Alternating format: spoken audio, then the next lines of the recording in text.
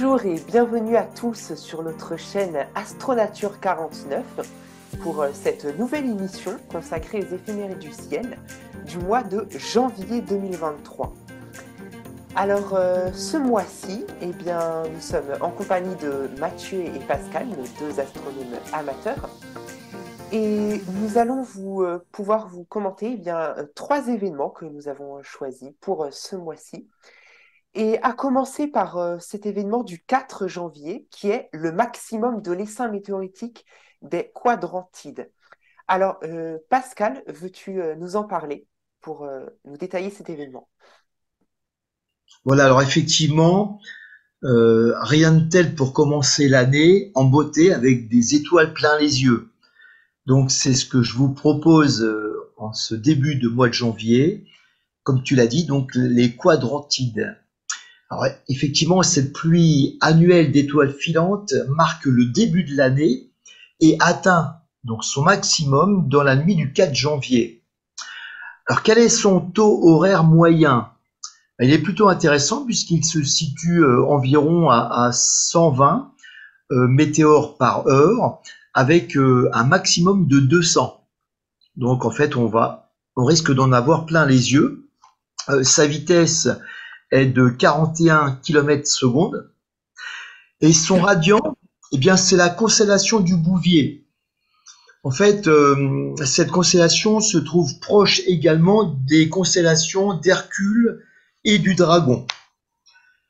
Alors, son observation maintenant. Eh bien, si vous avez la chance d'avoir un ciel dégagé et surtout un horizon dégagé, eh bien là, vous avez deux possibilités.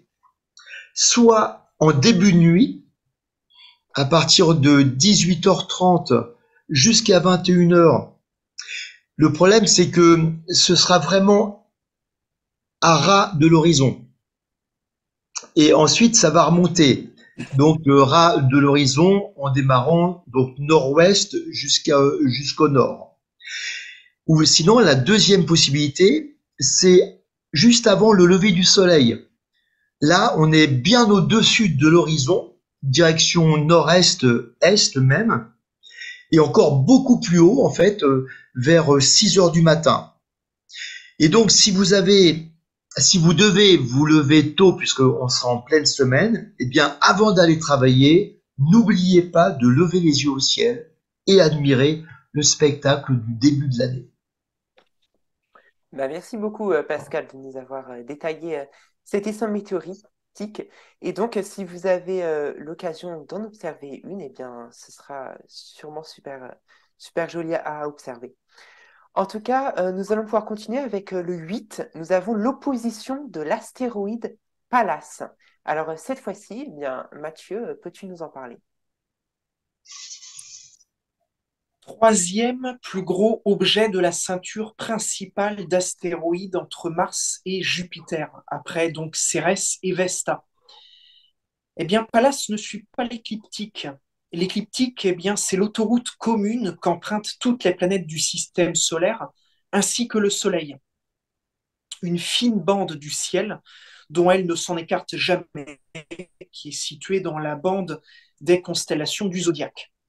Et cela n'est pas sans conséquence sur son observation, avec un écart pouvant atteindre 34 degrés d'inclinaison par rapport au plan de la ceinture d'astéroïdes principale.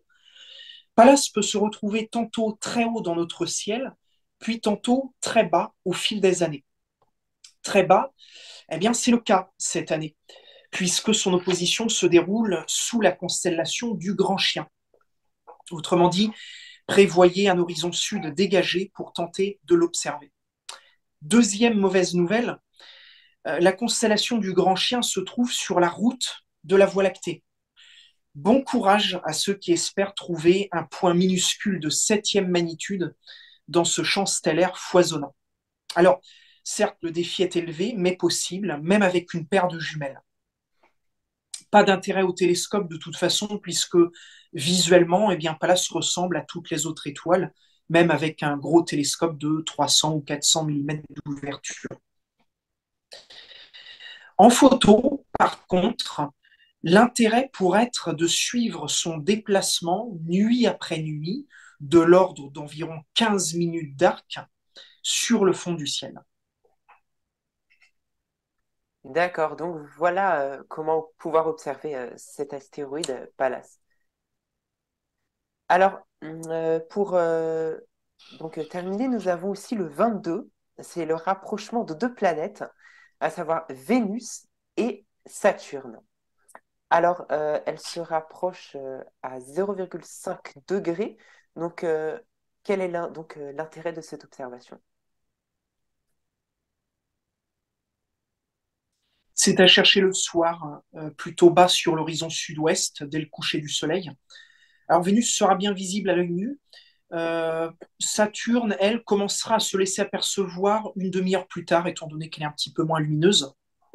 Le spectacle est intéressant parce que les deux planètes sont alors à moins d'un diamètre lunaire de distance apparente l'une de l'autre. Et une paire de jumelles eh bien, vous aidera à savourer pleinement ce moment. Alors au télescope, vous aurez encore les deux dans le champ jusqu'à un grossissement d'environ 100 fois. Mais la turbulence des basses couches atmosphériques vous empêchera de les détailler pleinement. Au mieux, verrez-vous les anneaux de Saturne et la phase gibbeuse de Vénus. En observation, alors en observateur pointilleux, eh bien, noterez-vous également la brillance éblouissante de la surface d'une Vénus, pourtant plus petite que Saturne. Le contraste avec la surface sombre de cette dernière sera alors saisissant. D'accord, voilà, donc là aussi, si vous avez l'occasion de pouvoir observer ces deux planètes, vous pourrez sûrement en retirer de belles images, surtout si vous avez l'occasion aussi de faire de la photo. Donc, merci à tous de nous avoir suivis pour ces éphémérides du mois de janvier. Et donc, on souhaite que vous ayez un bon ciel en ce début d'année. Et nous allons nous quitter maintenant avec cette dernière image qui sera celle que nous avons choisie pour le mois de décembre 2022 pour représenter ce mois-là. Et il s'agit donc d'une photo solaire au calcium réalisée par Mathieu.